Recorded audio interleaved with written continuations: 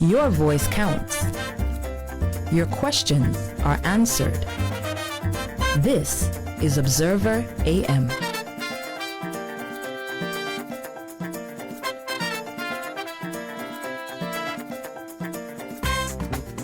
Thank you for staying with Observer AM. It is now 8:43 in Antigua and Barbuda and across the OECS. The trees whispered as the wind sought conversation. She did not stop to indulge in the gossip. That's an excerpt from The Walk by the winning writer in the 2024 Wadadli Pen Challenge, Linita Simon. Hers is a story Wadadli Pen founder, writer Joanne C. Hillhouse described as, quote, structurally and atmospherically inventive and interesting. Chief Judge Flory Williams-White said of Linita's work, "The Walk is a pleasant read which gently awakens your curiosity. The writer skillfully reveals the answers just as the walk ends." This piece received top marks for creativity, writing skills, and originality. Linita's win, also in the 18-plus adult category, is born of tenacity. She was previously long and shortlisted in the 2021 and 2023, respectively, Wadadli Pen Challenge. She's a teacher of 8 to 10-year-olds who brings her love of writing, poems, stories, chants, and songs to the classroom over there at the J.T. Ambrose Primary School, using it in her teaching. We are very, very honored this morning to have with us in studio the woman of the hour, Linita Simon, the winner of the Wadadli Pen Challenge 2024. Good morning, Linita. Good morning. It's great to have you in studio. Yes, I'm happy to be here. Great. You're not nervous, please. No, you're not nervous. No, you're not. You're having a conversation with me, and everybody else is eavesdropping on this conversation. That's how. Talk to me. How do you feel? How did it feel, Linita, when you discovered that you were the main winner in this year's Wadadli Pen Challenge? I was really surprised. Sorry.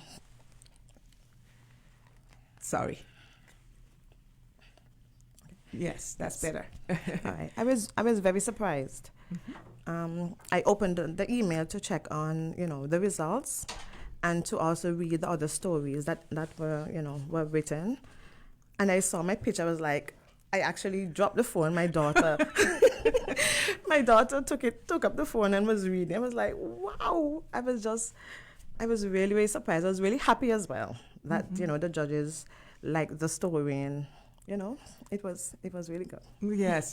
Now, this is the 20th anniversary of the Wadadli Pen Challenge, and Wadadli Pen has nurtured and showcased the literary arts, encouraging teacher participation, both to boost student participation and to motivate teachers to tap into their own inner creativity.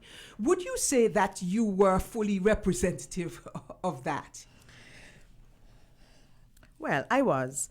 I was really encouraged to continue because of Miss Hillhouse. Mm-hmm. I do a little writing, and I had contacted her about, my story that I was writing, and she said, it has really good potential, and I should continue.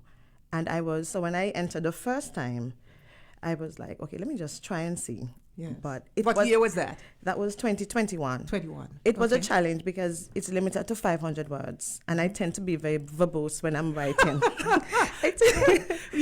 You're long-winded like me. Yes, I tend. I explain myself better with my writing. I tend to be nervous when I'm speaking to persons. Mm-hmm. So when I write, everything comes out, and I tend to go on and on and on. So, man, that was a big challenge. So you had to cut it back to get to the 500-word limit. 500 seems like a lot, but I'm telling you, when you're writing and you're getting into the story, yes. Oh my, it's limited. It's limited. Right. And so you did the 2021. You did 22 as well, and 23. Yes. Mm-hmm. I felt when I was shortlisted for the 2023. I felt really good. I'm saying, yes, I'm moving up. Yes. And we had like a Zoom feedback meeting and like a little workshop. And it was really good. Because I personally gave my story to friends. And I said, oh, it's really nice and so forth. And I said, I really enjoyed writing it because it was called The Neighbor. So I likened it to a neighbor that I am. Well, she has passed now that I had, and I really enjoyed writing that story. This one, when I was writing, I wasn't really, thinking of winning or even just to get the story noticed. Right. Yeah. So for this one, I wrote and I did a lot of editing. I scrunched up paper, threw it down, wrote, and I was frustrated. I was like, okay, let me just write it. And if I'm even longlisted, I would still be happy because it was noticed. What inspires you to write, though? My mom. I started writing when I was 12. She's an avid reader. Well, most of the ladies in my family, they're avid readers. I come from a long line of teachers. My grandfather was a teacher. I have two of my aunts are retired teachers. I have cousins still teaching, aunts who are still teachers. Who's your grandfather? His name was Mr. Simon.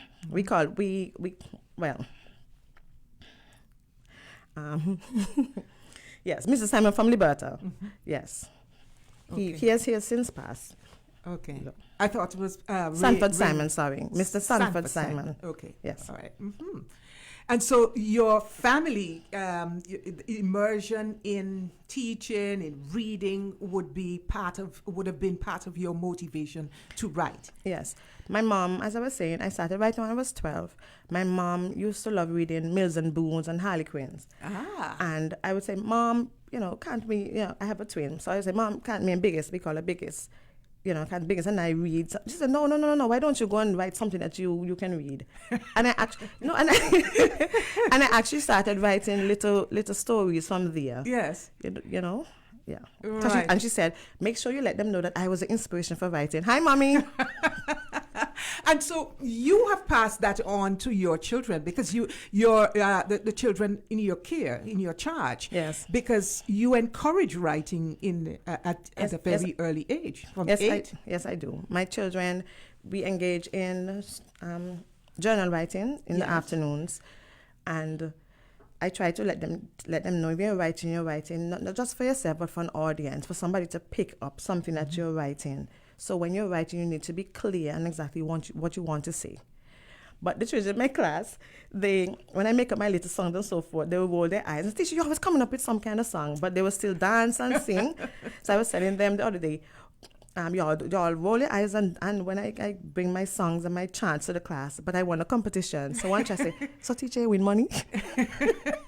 So you do chants, you do poems you and do songs you and do short stories to teach my lessons and bring out certain concepts. Because sometimes I can't find exactly what I want in my teaching. Right.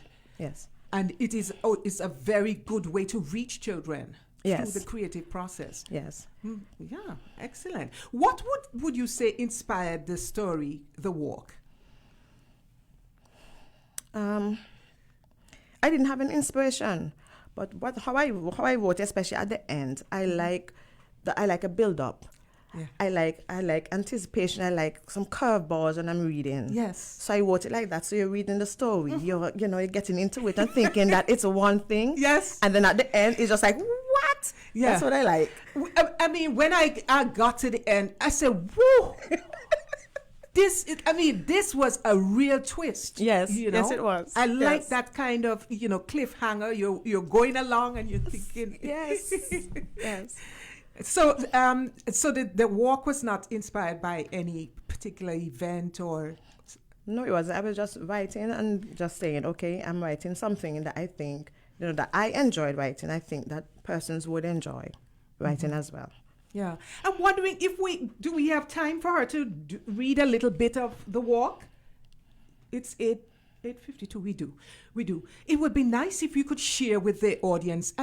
Can people find this story at Wadadli Pen Yes, they website? can. Yes, they can. Okay. I would love you to share with our listening and viewing audiences just a bit of The Walk. Okay. The darkness of the night didn't cause her determined steps to falter. Yes. She walked barefooted through its quietness. Her long black organza gown brushed the short, manicured grass like a caress.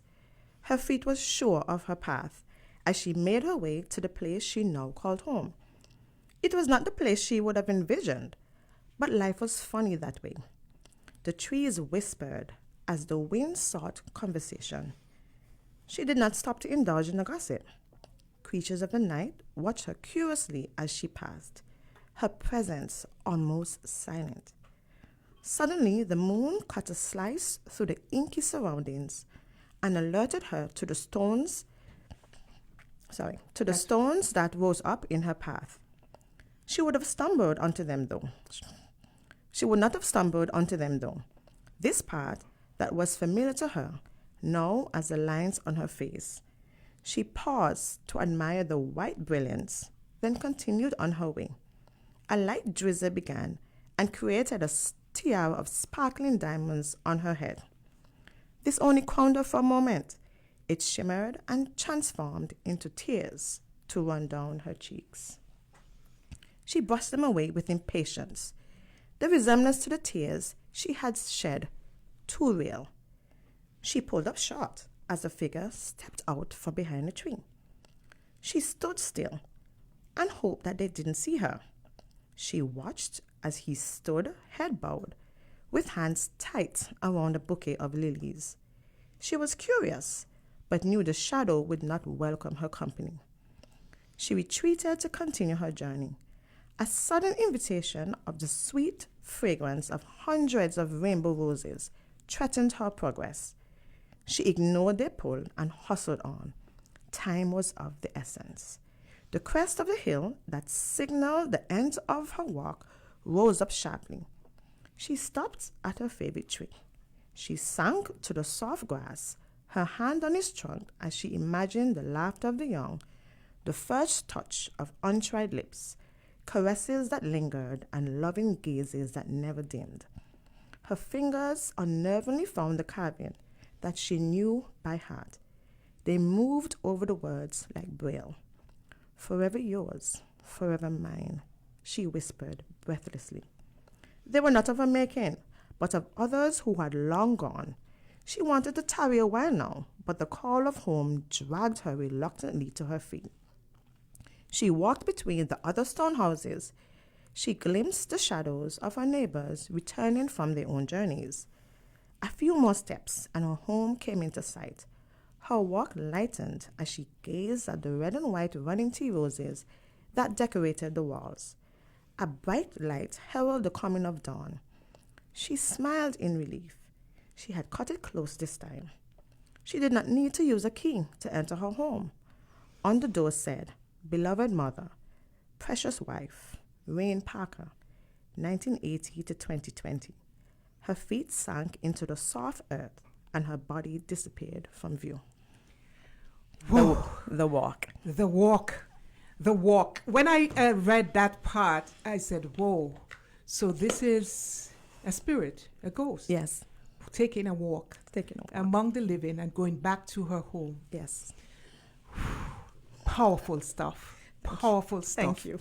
When are you going to write that book and publish a book? Because you have so many pieces, so many great pieces that you've written. Well, actually, I have written 2 books. Well, 2 novellas.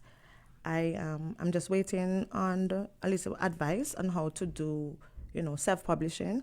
Okay. I actually reached out to 2 publishing houses a while back, and the feedback was not encouraging. Mm-hmm.